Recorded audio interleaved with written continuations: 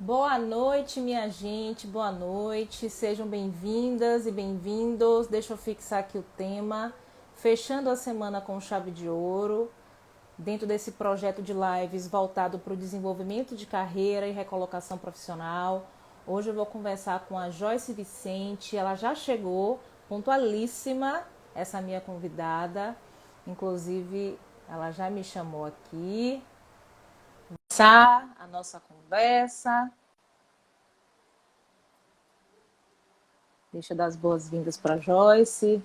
Oi, Olá, tudo bem? tudo, boa noite. Boa noite, Joyce, coisa boa. Primeiro eu preciso começar te agradecendo pela gentileza. Eu sou meio cara de pau, todos os convidados que eu fiz esse projeto não me conheciam, né? Eu só conhecia mesmo de admiração, de acompanhar, de seguir, e toparam o desafio, que eu penso ser a nossa principal missão, não é? É contribuir de alguma forma para transformar a vida das pessoas. Então, é, quando eu pensei, eu já te acompanho há algum tempo na minha rede, então quando eu pensei nesse projeto, você me veio à cabeça, eu te fiz o convite, você gentilmente aceitou. Então, obrigado pela sua sensibilidade, pela sua gentileza e parceria. E eu quero que você se apresente. Quem é Joyce Vicente?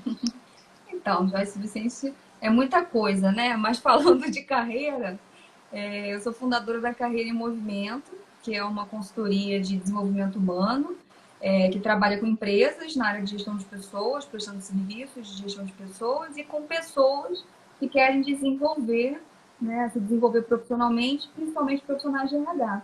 Então, eu criei um curso que se chama RH em Movimento, sou professora dessa área, né, e formo hoje profissionais que querem ser mais humanos, trabalhar com gestão de pessoas de uma forma mais estratégica e ágil. Então, eu trabalhei muitos anos na área de RH, no mercado privado, sou do Rio de Janeiro, dá para ver pelo sotaque diferente, né? Sotaque te entrega. Então, olha que meu sotaque nem é tão carregado assim, mas é diferente, né? Então, sou do Rio e atuei muitos anos em empresas nacionais, multinacionais, e tem 5 anos que eu fundei a Carreira em Movimento. Então, aqui nós temos outros consultores, outras pessoas que me apoiam no dia a dia, para dar conta aí dessa agenda de atendimento a empresas e a pessoas. Então, é um prazer estar aqui falando com vocês, com a sua rede também, contribuindo um pouquinho sobre o assunto que eu falo há tantos anos, né? Antes enquanto recrutadora, gestora de RH em empresas e hoje falando para o público que precisa de ajuda. Que massa. E aí é bacana você. Massa já me entrega, né? Da Bahia, de Salvador, massa é uma coisa que todo Sim. baiano fala. E aí é bacana. Isso foi uma das coisas que me inspirou que, quando eu pensei em você nesse projeto. É trazer um pouco o outro lado, o olhar também do selecionador, do recrutador, de quem está do outro lado. E eu vejo pela sua página que você defende muito um RH humanizado, porque existe eu também sou da área de RH e existe um descrédito das pessoas em relação a gente em algumas questões. Nessa semana, inclusive, eu fiz um post que é mais ou menos assim: parece que o recrutador quer me reprovar. Então, as pessoas têm esse mito de que o recrutador é inimigo, que ele tá ali para te reprovar, para te intimidar, ele não foi com a sua cara. Claro, dadas as devidas proporções, existem profissionais ruins em todas as esferas de profissões, mas falando das pessoas sérias, não é por aí. E aí a ideia de trazer você é discutir um pouco sobre esse outro lado, né? Qual é a visão do recrutador? A gente vai falar um pouquinho também sobre estratégias de captação de vagas, que hoje é um desafio para muitas pessoas, né? Fazer essa captação de vagas, até porque a concorrência está muito grande, o desemprego também. E aí eu queria que você começasse falando um pouco disso. Por que você defende o RH humanizado, né? Qual é a visão que você tem sobre isso? E mais do que isso, qual o papel que o profissional de RH tem na vida de um colaborador? Muito bom. Quando eu falo RH, né, para quem não me conhece, RH para mim é ser realmente humano. E não é uma condição do profissional de RH. É uma condição de qualquer pessoa, porque é um comportamento. RH não é departamento. Nunca foi, não deveria ser, porque é um comportamento de quem lida com pessoas, né? Então, quando a gente fala de humanização, a pandemia trouxe isso muito à tona. Mas eu falo disso já há 5 anos, né? Desde quando eu fundei a Carreira em Movimento com esse olhar. Porque dentro do mercado de trabalho, eu pude perceber em diversas esferas, diversas formas diferentes de condução, de liderança, que a liderança que tem um impacto e traz resultado é a liderança positiva, é a liderança humanizada. Então, liderança e RH são comportamentos. Então, todos nós deveríamos, no dia a dia, agir dessa forma. E quando a gente fala de um setor, né, que foi definido ali para organizar, fazer a gestão das pessoas, é ainda mais importante. Afinal de contas, é o setor que vai levar esse conceito e vai, no dia a dia, ser o embaixador, né, dessas situações de humanização no dia a dia do trabalho. Então, quando a gente fala disso, né, de humanização, não é uma condição de um profissional, é de todo mundo que atua lidando com pessoas no dia a dia de trabalho. E quem é que faz isso? Todo mundo, porque a gente não vive mais sozinho. Por mais que a gente esteja numa era aí de transformação digital, a gente está caminhando para ter, sim, automatização, robôs, mas o que vai fazer diferença? São os humanos, são as pessoas. Então, quanto mais a gente adquirir esse conhecimento e esse comportamento de empatia, né, de preocupação, de comunicação empática, positiva, mais a gente vai se destacar e ter um lugar nesse mercado. Né? Então, deixou de ser ali um diferencial para ser uma necessidade. Essa é a minha visão, tendo como base as pesquisas de mercado. E a gente tem o Fórum Econômico Mundial, que define as competências que são importantes para o período, né? Periodicamente tem essas pesquisas. E quando a gente olha ali as competências, a gente vai analisar, principalmente tem as comportamentais. Né? A gente sempre escuta ali. Empatia, gestão de pessoas, relacionamento voltado para resolução de conflito. Isso quer dizer o quê? Né? Que a gente tem que se preocupar com as pessoas. Perfeito. Aí eu te devolvo uma provocação, né? Teve uma época que, principalmente o tecnólogo em RH, ficou na moda, né? Todo mundo queria fazer porque era um curso curto, era um curso que todo mundo achava que podia encaixar em qualquer lugar e que facilmente as pessoas seriam recolocadas, empregadas e por aí vai. E isso banalizou muito a discussão do papel estratégico do profissional de RH dentro das organizações, não é? E aí eu queria que você falasse um pouco sobre isso, como desmistificar alguns desses mitos. Tem gente, por exemplo, eu vejo que muitas empresas, principalmente as pequenas e médias empresas, se preocupam um pouco com a parte de pessoas. O RH virou departamento pessoal, né? Só a parte burocrática, folha, enfim, pagamento, rescisão, impostos e por aí vai. Então eu quero que você fale um pouco sobre isso, né? Como desmistificar alguns mitos que as pessoas têm sobre RH? Você trouxe muito uma visão humana do que você enxerga, e eu comungo muito dessa sua ideia. Eu acho que é isso, né? É você entender que por detrás de um colaborador tem um ser humano que tem sentimentos, que tem aspirações, que tem emoções como qualquer pessoa e precisa ser cuidado, porque o papel do RH é cuidar das pessoas também. E aí eu queria que você falasse um pouco sobre isso, sobre essa popularização do curso de RH do tecnólogo e esses mitos que se criam. Como é que você enxerga tudo isso? Eu costumo dizer, Flávia, que a gente não tem que se preocupar com a formação principal, né? A graduação, né? Então, o tecnólogo ele veio para resolver um problema de carências de profissionais da área de humanas para trabalhar dentro de empresas, porque por muitos anos o RH ele ficou por conta dos psicólogos, pedagogos e administradores, muito mais pelos psicólogos com base na questão da gestão comportamental, do conhecimento de comportamento humano. Porque isso era uma carência nas outras formações. Na minha primeira formação foi administração, eu fiz curso técnico, foi aí que eu descobri que eu queria trabalhar com RH, porque eu tive uma disciplina com 16, 17 anos que se chamou Gestão de Pessoas, professora Araci, nunca mais me esqueci, Cefet aqui no Rio de Janeiro, ensino técnico. E foi a única disciplina num curso de administração, assim como a graduação em administração também. Então, como com uma disciplina a gente aprende a lidar com pessoas? Não dá.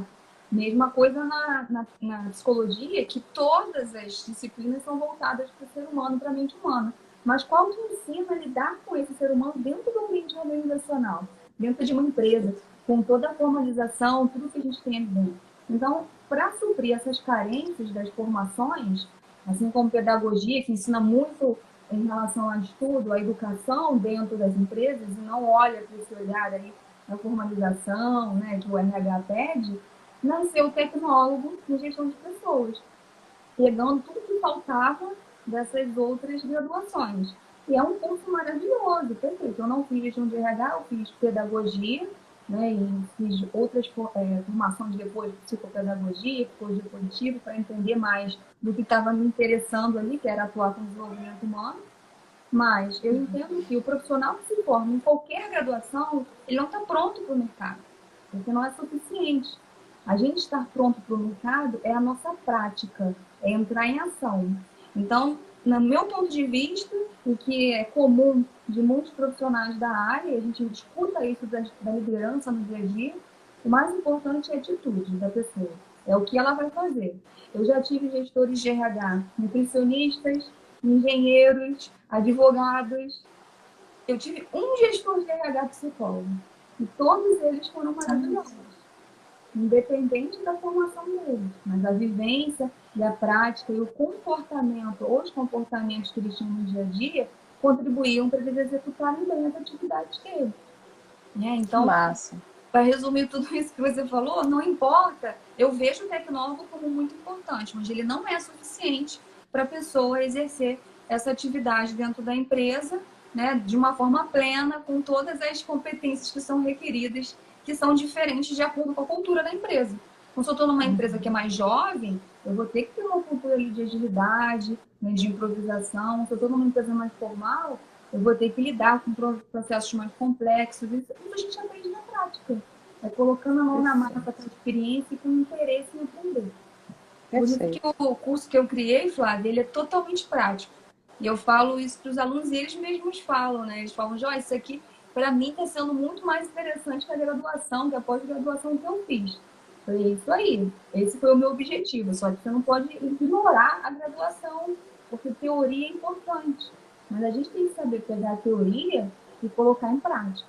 E eu vejo que essa é a grande dificuldade das pessoas no mercado de trabalho.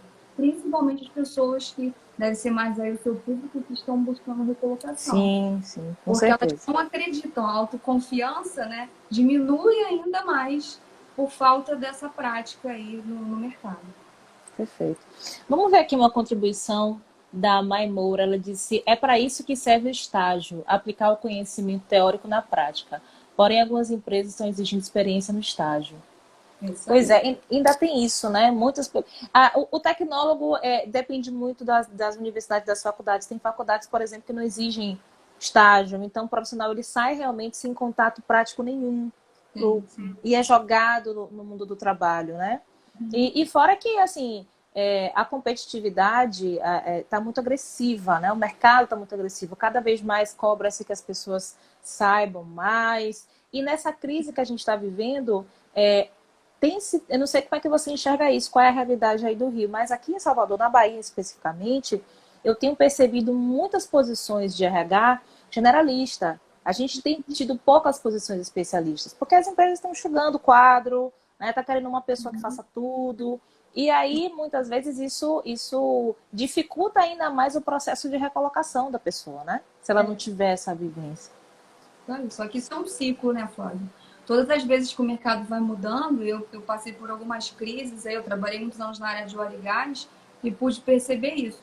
Como acontecem muitas mudanças, fica difícil você encontrar os especialistas. Então, a gente está vendo agora um boom de diversidade e inclusão. Não tem especialista em diversidade e inclusão ainda. Por quê? É um tema novo. As pessoas estão se capacitando e aprendendo dentro da realidade das empresas como trabalhar com isso. Então, de fato, é mais fácil eu pegar uma pessoa que tem experiência na minha empresa, que tem conhecimento sobre gestão de pessoas e que eu vejo que tem um viés, né, e competências relacionadas com diversidade e colocar essa pessoa para fazer essa tarefa, para daqui a algum tempo ela virar uma especialista. Mas também tem o lado da pouca quantidade de vagas e oportunidades. Né? A gente tem os dois lados. Isso não é região, não. Isso é uma questão do nosso Brasil mesmo. Mas falando dessa questão do especialista e do generalista, eu vejo que é um ciclo. Então, a gente está num momento de aprendizado de novas teorias, novas necessidades, novos comportamentos. para a gente começar a virar especialista em algumas áreas, né, para sanar a necessidade do mercado. Até que a gente vai sofrer uma grande mudança de novo, que não vai parar de acontecer, e aí vão surgir novas demandas. Então, sempre vai ter o generalista e a necessidade do especialista. E as empresas estão vendo agora essa necessidade, principalmente com gestão de pessoas.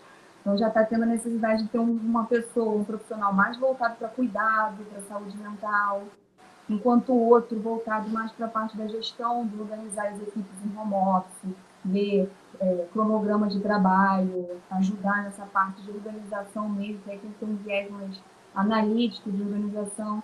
Então, as empresas estão tendo que nichar também.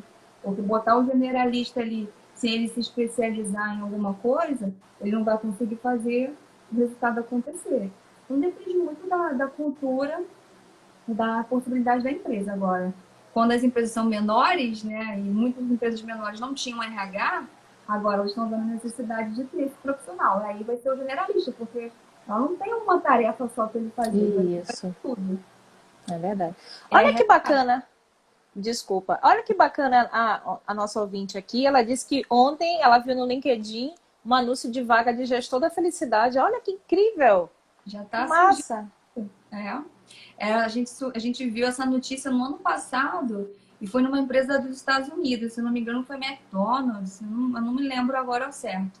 E aí a gente viu que a Ambev contratou um gestor, uma pessoa como gestora de saúde mental, com muito esse viés da felicidade, da positividade. Então, que bom que agora já estão divulgando vagas, né? E comprova isso que a gente está conversando aqui, da necessidade do mercado, e as empresas que têm condições, elas vão começar a procurar os especialistas.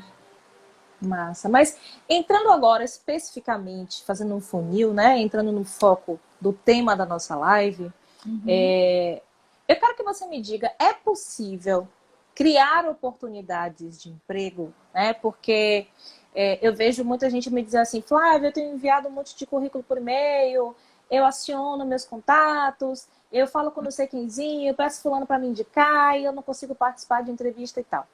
E aí eu quero que você traga, dentro da sua vivência, experiência, dentro do seu olhar, é possível criar oportunidade de emprego? Totalmente. Na verdade, eu não vejo outra forma da gente encontrar a oportunidade que a gente quer, senão criando ela. E aí a gente tem que entender o que é esse criar, né? Porque quando eu falo isso, algumas pessoas ficam me olhando, falando assim, o que ela está querendo dizer, né? Com criar. Eu vou ter que abrir uma empresa, vou ter que empreender. E não precisa ser isso. Na verdade, todos nós temos que ter um pouco da característica empreendedora. É uma carência no mercado, inclusive, e uma competência muito buscada em algumas empresas, principalmente startups. Que é justamente a condição de você criar oportunidades, resolver problemas no dia a dia. Então, para mim, criar uma oportunidade é o seguinte: eu me conheço bem, eu entendo bem das minhas características, dos meus diferenciais, da minha experiência de trabalho, e eu entendo da necessidade do mercado. Aí eu vou criar oportunidade. Não vou esperar aparecer uma vaga que se encaixe exatamente no que eu quero. Eu vou oferecer isso para o mercado. O que é isso na prática? Eu estou enviando currículo para recrutamento e seleção. Uma vaga de assistente de recrutamento e seleção. E eu não estou sendo chamada, né? Por quê?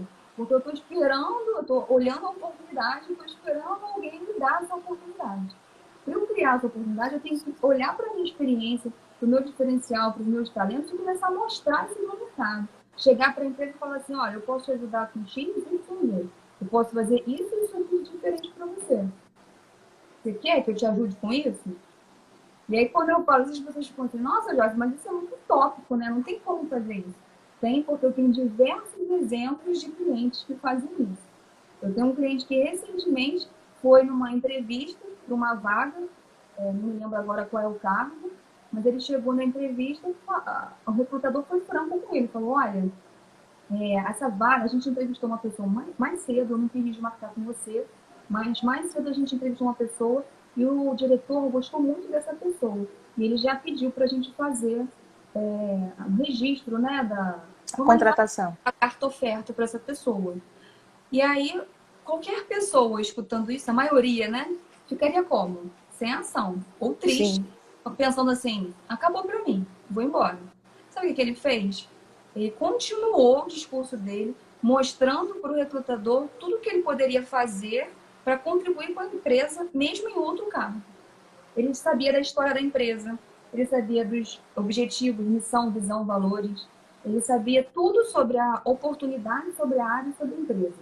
Como ele soube isso? Pesquisando na internet, Glassdoor, que é o antigo Love Monday, LinkedIn, falando com pessoas da empresa. Ele foi prontíssimo para a entrevista. Quando chegou lá, ele não se motivou quando soube que não tinha mais oportunidade e continuou falando. Foi embora, né? Agradeceu, se colocou à disposição, foi embora. No outro dia, toca o telefone dele. Era a empresa, ligando, o mesmo recrutador dizendo que conversou sobre o perfil dele com o líder de novo, e esse líder queria bater um outro papo com ele para abrir uma nova vaga para ele entrar. E ele entrou nessa empresa, na nova vaga. Então, Nossa, que história incrível. Ele criou oportunidade. Né? Isso é criar oportunidade. É eu entender minha contribuição, o meu valor e o meu lugar, o meu papel, né? de contribuição em alguma empresa. Se não é nessa, vai ser em outra. Mas eu preciso acreditar que eu posso fazer a diferença. Né? E continuar a minha busca. Não é acreditar e guardar isso para você. Você tem que mostrar. Né? Então, de forma prática, eu falo muito, tá, Flávia? Você pode me cortar. Não, fique à vontade. Aqui o espaço é todo seu. Senão eu vou embora falando. De forma prática, é você começar a mostrar esse valor. Se você não tem oportunidade da entrevista, Joyce, mas aí eu não tive ainda a oportunidade da entrevista. Divulga no LinkedIn o que você faz, começa a falar para as pessoas ao seu redor como é que você pode contribuir. Troca o seu discurso, ao invés de falar assim, me ajuda com uma oportunidade de emprego, você fala o que você vai resolver. Olha, eu posso contribuir muito selecionando profissionais de TI, por exemplo. Você conhece alguém que precisa dessa ajuda? É totalmente diferente de eu falar assim, Flávia, você me arruma uma vaga de recrutador para TI? Porque se você não tem uma vaga, você não vai poder me ajudar. Mas se você escuta o que eu faço, você vai começar a lembrar de alguém que precisa resolver esse problema que eu resolvo. Isso é totalmente diferente, concorda? Concordo. Perfeito. E fazendo uma contribuição disso que você traz, também como estratégia, é importante, porque o que eu percebo, Joyce, e aí você pode dizer qual é o seu olhar em relação a isso, muitas pessoas, principalmente aquelas que estão há muito tempo para funções operacionais e as que estão muito tempo fora do mercado, chega a um certo ponto que sai atirando para tudo quanto é lado, né? Eu até postei essa semana sobre isso, escrevi um texto, em que nós somos cobrados por sermos produtivos. Você tem que estar trabalhando, não importa onde, como, contanto que você esteja trabalhando, né? E essa cobrança faz com que muitas vezes as pessoas aceitem determinadas posições, funções que ela não se identifica mais, mas porque está ali na sua experiência, ou acaba tendo um downgrade, né, de posição, de vaga, de cargo, melhor dizendo. E aí, eu sempre digo o seguinte, quem escolhe a empresa para trabalhar sempre é o candidato. É ele que decide ir, ele que decide enviar o currículo, ele que decide participar do processo, ele que decide assinar um contrato. Então, a decisão final sempre vai ser do candidato, do futuro colaborador. Por que não decidir a empresa que você vai trabalhar? Por que não listar as empresas que você tem o objetivo de trabalhar, né? Que você sonha em trabalhar, e começar a prospectar a partir disso, conexões no LinkedIn de pessoas que trabalham nessa empresa, né? E aí começar a network. Nesse cenário que a gente está vivendo, nunca foi tão importante como está agora, né? E aí eu queria que você falasse um pouco qual é a sua percepção disso. Sim, perfeito. E o networking é fundamental. E você falou muito bem, na pandemia, agora nesse período que a gente está passando, nunca foi tão importante. Tão importante, tão simplificado. Porque eu falava antes para as pessoas sobre elas participarem de eventos, sobre elas conhecerem gente nova, sobre elas marcarem um bate-papo online, parecia assim que era coisa de outro mundo. E agora está todo mundo fazendo, né? Todo mundo participando de live, todo mundo absorvendo outras informações e conhecendo gente nova. Então, assim, está muito mais fácil do que alguns anos atrás. E é fundamental. Então, isso que você falou, né, da pessoa poder postar no LinkedIn, poder se posicionar, é a única forma ou a principal de você trabalhar esse conceito de criar uma oportunidade. Porque qual vai ser o seu diferencial de uma pessoa que está só enviando o currículo para vaga? Né? Se você fizer um pouquinho diferente, né? Adicionar a empresa, seguir a empresa, você já vai estar fazendo diferente. Então, eu digo que é o conceito de busca ativa, né, e busca passiva. A maioria das pessoas está na busca passiva por vaga. Entra no vagas.com, coloca lá, Joyce, eu mandei 90 currículos. Tá, para que você fez tudo isso? Se você ficasse fazendo 90 conexões no LinkedIn, você com certeza teria muito mais resultado do que mandar 90 currículos. Então, mandar Perfeito. currículo não garante vaga e não garante oportunidade. É uma das formas, é uma das estratégias para você, né? Mas não é a principal. A principal é você definir o teu foco, como você falou muito bem. Quem olha para todos os lados não chega a lugar nenhum, né? Qualquer caminho serve, já diria aí o gato lá para Alice, né? Você não sabe para onde você vai, qualquer caminho serve. E não é isso. O mercado quer pessoas com energia, com atitude e que sabem o que quer. Então, primeiro você tem que definir. Eu acho que isso é o mais difícil, né, para quem está desempregado, sabe? Porque a pessoa quer qualquer coisa. A gente fala, eu quero qualquer oportunidade. Você me ajuda? Eu falo assim, para eu te ajudar, eu preciso saber qual oportunidade que você se encaixa mais. Como é que eu vou ligar para um cliente e vou falar, ó, ajuda a Flávia, que a Flávia precisa de emprego. Aí o cliente vai falar, mas o que a Flávia faz? Então, é isso que a gente está falando aqui, de mudar o discurso. Em vez de falar, me ajuda com o emprego, me ajuda a voltar a trabalhar na área X, ou ajudar uma empresa com Y, com tal coisa. Então, definir o foco. Definir a empresa que eu quero trabalhar, ou quais empresas me interessam, tem a ver comigo, vou começar a buscar relacionamento para chegar até isso. Esse é o caminho para você criar oportunidade. Perfeito. Vamos uma pergunta aqui do Jason. Um beijo, querido. Jason disse assim, qual é a sua percepção sobre a utilização de estratégias para executar atividades de um profissional efetivo? De um estagiário para executar a atividade de um profissional efetivo, desculpa.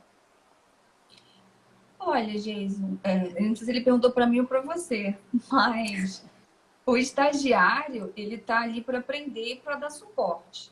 Né? Muitas empresas não têm muito definido qual é o escopo do estagiário, por isso o problema. Ele acaba fazendo tarefas de efetivos. Eu fui estagiária em 2 empresas e fiz o trabalho de profissionais efetivos e por isso eu fui efetivada. Então a gente tem 2 lados aí, né? Hoje, muitos estagiários se cansam da empresa e pedem para sair porque eles não recebem desafio. Então, a gente tem que entender ali qual é o escopo da vaga, do estagiário e perguntar para a empresa.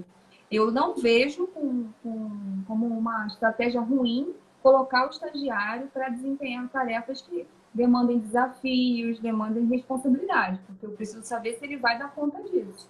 Agora, colocar ele para fazer todas as tarefas e ser o responsável por aquilo dali, aí não. O estagiário ele tem que ajudar, auxiliar, para aprender. Tem que ter alguém orientando ele, um supervisor, digamos assim.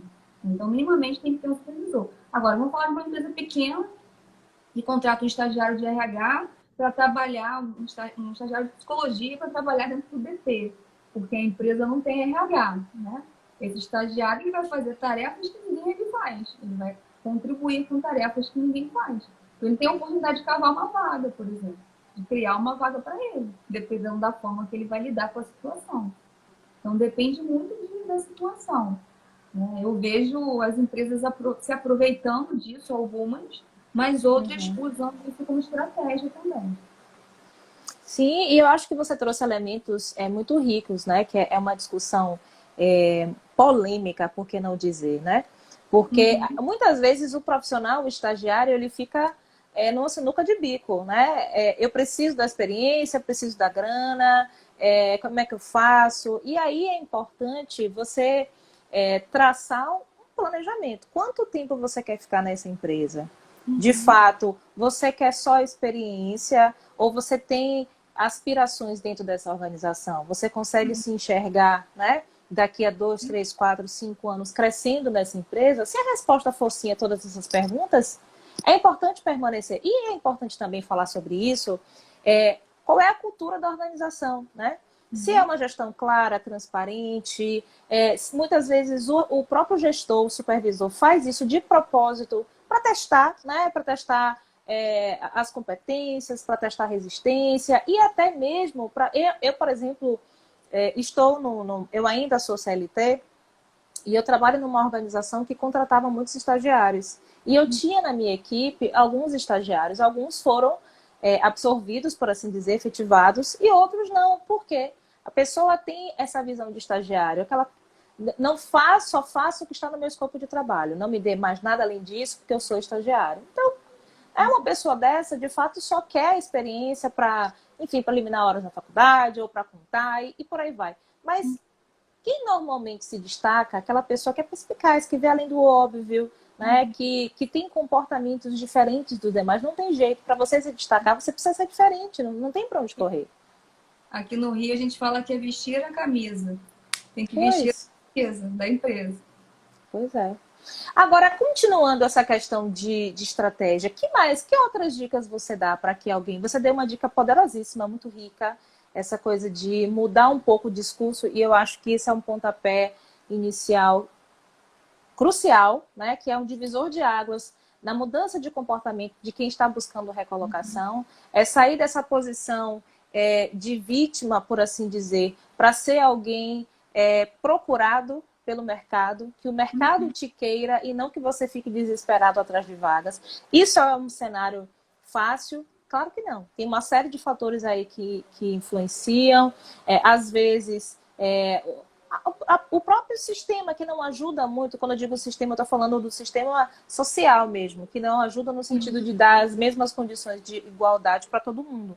Mas é importante a gente criar essas estratégias, né? Pensar o que eu quero fazer na hora de me recolocar. Nas minhas mentorias e assessorias de recolocação, uma das coisas que eu sempre falo para as pessoas você precisa encarar a busca, a prospecção de emprego como um emprego. Então você precisa ter hora para fazer isso, você precisa dedicar. Quantas vezes por semana você vai fazer, de que maneira você vai fazer, quais são as empresas que você vai buscar. É preciso estratégia, não dá para ficar, né? Como na síndrome, que eu falo sempre que é a síndrome do Zeca Pagodinho, deixa a vida me levar. E é isso que muitas vezes as pessoas fazem. E se auto-sabotam, ficou com aquele discurso, eu envio não sei quantos milhões de currículos, ninguém me chama, a culpa é do recrutador da empresa, do céu, da terra, quando na verdade, muitas vezes, a mudança de atitude precisa partir de mim. Então, que tipo de estratégias, de dicas você dá para quem está buscando recolocação e precisa sair um pouco desse comportamento padrão? Sim. Bom, primeira coisa é você saber o que você quer, né? É se conhecer, é saber da tua contribuição, como eu falei. Muitas pessoas deixam de conseguir as melhores oportunidades, ou se não conseguir alguma, porque não acreditam em si mesmo. Quantas pessoas eu entrevistei, eu tinha ali que fazer a pessoa acreditar que ela podia dar conta dos desafios que a gente tinha na empresa. Porque eu precisava, tecnicamente ela era muito boa, eu precisava contratar ela. Mas eu ficava pensando, gente, se tivessem outros concorrentes aqui, essa pessoa não entraria na oportunidade. Então, você resgatar a sua autoconfiança, entender o seu papel, entender aquele currículo que você fez e acreditar nele, ou acreditar que você é muito melhor do que aquilo que está escrito, aquele pouco que está escrito, é fundamental. E eu vejo que as pessoas partem já para a segunda etapa, que é a busca, sem antes saber desse início e organizar esse início. Então, isso é fundamental.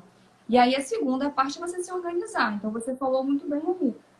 O trabalho de quem está buscando emprego é buscar emprego. Eu também falo isso. Eu conversei esses dias com um aluno que me falou que precisava fazer uma transição e mudar logo para a carreira que ele queria. Falei, bom, como é que você está se organizando para fazer as ações que você sabe que você tem que fazer para isso? Já eu estou tirando aí umas 2, 3 horas por dia. Falei, hoje, se eu te desse uma oportunidade, se você fosse trabalhar numa empresa, você teria quantas horas por dia para trabalhar? Ele, integral, 9 horas, de 8 às 18. Aí ele, sim. Eu falei, ok, então por que você, de 8 às 18, não está fazendo o que você precisa para você conseguir a oportunidade? Aí ficou me olhando, né? Porque é isso. Se você está empregado, ok, eu concordo que você tem menos tempo. E aí é o mesmo conceito de quem está estudando à noite e trabalhando de dia. Você tem que se virar realmente e priorizar isso e abrir mão de outras coisas. Agora, se você está desempregado, você tem que ocupar o seu dia, que seria o dia de trabalho, com ações que vão te levar para essa recolocação, para essa oportunidade que você quer. Então, faz uma agenda, né, que comece ali com uma atividade física, com algo que vai te fortalecer de manhã, que vai resgatar aí essa parte emocional, e começa nas ações. Quais são essas ações? Relacionamento, definir o foco da empresa que você quer, da tua carreira, né? Qual é o cargo? É assistente, analista, especialista? Como que você vai se posicionar? E começar a falar com pessoas. E esse falar com pessoas, Flávia, talvez aí é uma outra dica que eu vejo muita gente pecando, que começa a querer conhecer gente nova, ao invés de aproveitar a rede que você já tem. Perfeito. Todos nós temos relacionamentos. Desde o momento que a gente está na barriga da nossa mãe, a gente está se relacionando. A gente nasce e começa a se relacionar. E tem gente que conhece você, confia em você. Por que você vai querer falar com alguém que nunca te viu? E você ainda vai ter que criar uma visibilidade, uma credibilidade com essa pessoa. Então, olha para a tua rede. Eu vejo muita gente com vergonha de fazer isso. Ah, mas essas pessoas não me ajudaram até hoje. Será que elas sabem quem você é? Qual é a imagem que você está passando para elas? Perfeito. Por isso que eu disse que o primeiro passo é você se conhecer bem e saber ali do teu potencial. Porque às vezes, se você não acredita, você não está mostrando isso para as pessoas. Né? Então, qual é a imagem que a Flávia está passando hoje? Quem é que pode ajudar a Flávia aí na tua rede? Quando a gente começa a perceber, tem um monte de gente. E tem um dado que é o número de Dunbar. Não sei se você já ouviu falar, Flávia. Não. Só pode pesquisar no Google aí. É uma teoria que foi criada pelo próprio Dunbar, né? Que é o professor, onde ele definiu a quantidade, ele foi mostrando a rede de relacionamentos, como é que ela se constrói. Então ele fala, o importante da teoria para a gente entender é que 5 pessoas são as pessoas que fariam qualquer coisa pela gente. A gente começa ali com um ciclo pequenininho, um núcleo. Então todos nós temos pelo menos 5 pessoas que fariam qualquer coisa por nós. E são essas pessoas que a gente tem que começar a pedir ajuda para a recolocação. Depois a gente vai aumentando, aí são mais 10 ou 15. A gente vai aumentando esse núcleo. E se a gente perceber, é a estratégia do LinkedIn, né? De primeiro, segundo e terceiro graus. É justamente isso. Você tem em primeiro grau aquelas pessoas que te veem mais, que talvez já trabalharam com você, que te conhecem. Em segundo grau, é a rede dessas pessoas. Em terceiro grau, aí vai aumentando. Então, o que isso quer dizer? Que você tem que olhar para essas pessoas que já te validam, que já trabalharam com você, que te conhecem, para você fazer um bom pitch de vendas, uma boa conversa que vai falar quem você é para essas pessoas. Perfeito, perfeito. E assim, e para além de tudo isso que você trouxe, eu vou fazer até um post semana que vem, seja uma pessoa indicável, onde eu vou trazer algumas orientações, porque na hora do desespero, todo mundo sabe pedir indicação, né? Mas você seria realmente uma pessoa indicável? É importante fazer essa reflexão. Sim. Porque às vezes, quando a gente está na posição da empresa, muita gente não sai de maneira bacana de uma organização. Então, será que você realmente teria cara para pedir ao seu antigo gestor, ao seu antigo chefe, ao antigo colega que te indique para uma vaga? Então, é importante pensar que tipo de ações, que tipo de comportamentos você tem enquanto você está recolocado. A gente não pode esquecer que o mundo é muito pequeno. Eu tenho diversas experiências, se a gente for, acredito que você também. A gente vai até amanhã falando sobre isso. As pessoas esquecem que o mundo dá muitas voltas, né? Então é importante pensar. Desculpa te cortar, Flávia, mas tem um exemplo de agora. Eu acabei de dar um treinamento numa empresa que a minha estagiária, que foi da minha equipe, é coordenadora de RH. Ela foi minha estagiária, foi da minha equipe. Se eu tivesse sido uma chefe má, ela não ia querer me olhar nunca mais, né? E hoje eu trabalho na empresa dela, como prestadora de serviço. Pois é. O mundo dá muitas voltas e a gente não pode esquecer disso. Jason mandou aqui uma pergunta, deixa eu ver aqui. Ele disse: muitas pessoas enxergam a idade como um fator limitante para a recolocação. Quais dicas para essas pessoas? Ótima pergunta. Ótima pergunta. E também foi outra coisa que mudou aí do ano passado para cá, né? Que agora é um boom de diversidade, de contratar pessoas mais velhas, né? Que na verdade agora tem empresas criando, né, estratégias só para contratar essas pessoas ficavam de fora, né? A questão da igualdade de gênero, de idade, enfim. Então, assim, a dica principal é a mesma. Você tem que acreditar em você. Eu falo com muitas pessoas com mais de 50 anos, eu tenho um aluno de 60 e que não acreditam que podem. Então, se você já entra na briga derrotado, né? Como é que você vai ganhar? Então, você tem que acreditar em você primeiro e buscar entender da cultura da empresa. Procurar aquelas empresas que você sabe que estão olhando, que vão olhar para você como um diferencial, vão entender que você é um talento. Eu fiz uma live com o RH do Grupo Stefanini, mês passado, se eu não me engano. Eles estavam buscando estagiários de RH. Eu abri uma live para minha rede aí, que tem muita gente de RH, né? Para ver se ajudava eles. E aí teve uma pessoa que colocou uma pergunta. Mas vocês não aceitam estagiários com mais de 50, 60? Aí a recrutadora, claro, vem, a gente precisa de você, porque você vai ter experiência para agregar, super animada. Então, assim, a gente às vezes acha, a gente se julga, né, e julga a empresa numa situação totalmente errada, diferente. Perfeito, perfeito. Então, tem oportunidade sim para todos, em todos os níveis, idades e condições. A gente tem que entender que todo mundo precisa do nosso valor. Todos nós resolvemos problemas. Né? Eu resolvo problemas diferentes da Flávia. Então, podemos trabalhar com a mesma coisa e teremos espaço. Não tem espaço. Exatamente, exatamente. Para a gente finalizar, Joyce, estou adorando o bate-papo. Assim, preciso mais uma vez reforçar a minha gratidão pela sua gentileza em trocar essa experiência. Uma sexta, a gente que vem de uma semana, né? Que sexta-feira a nossa energia já está lá embaixo, a gente está pela fé e misericórdia do Cristo, não é? Mas, para a gente finalizar, eu quero que você diga, na sua opinião, quais são as 5 atitudes que uma pessoa que está buscando recolocação, pode ser 5 ou mais, enfim, o espaço é seu, mas quais são as 5 principais atitudes que uma pessoa que está buscando recolocação precisa ter? Se ela não tem, ela precisa buscar adquirir. Bom, a atitude principal é relacionamento, como a gente falou. Acreditar em você. Eu vou falar aqui seguindo a ordem que eu indico para as pessoas, né, para os alunos. Primeiro, você tem que acreditar em você. A atitude de reconhecer o teu perfil, a tua contribuição, o seu diferencial. Depois, você tem que ter a atitude de mostrar isso. De entender que se você guardar para você, ou só colocar no currículo, no LinkedIn, e não enviar isso, não mostrar de uma forma diferenciada, nada vai acontecer. Você precisa mostrar o seu valor. Minha mãe falava para mim quando eu era mais nova, eu não acreditava, porque eu sempre fui muito tímida. Quem não é visto não é lembrado, minha filha. Você tem que se posicionar, você tem que se mostrar. Eu sempre fiquei caladinha ali. Quando eu comecei a falar um pouco mais e mostrar no dia a dia de trabalho, tudo começou a acontecer na minha vida. Né? E não é sair se mostrando, passando por cima das pessoas, mas é simplesmente acreditando em você e falando, se posicionando dessa forma. Então, trabalhar a imagem e construir relacionamentos que tenham a ver com o teu objetivo. Então, definir bem o objetivo é uma atitude muito importante de quem busca recolocação. Definir o que quer e focar nisso.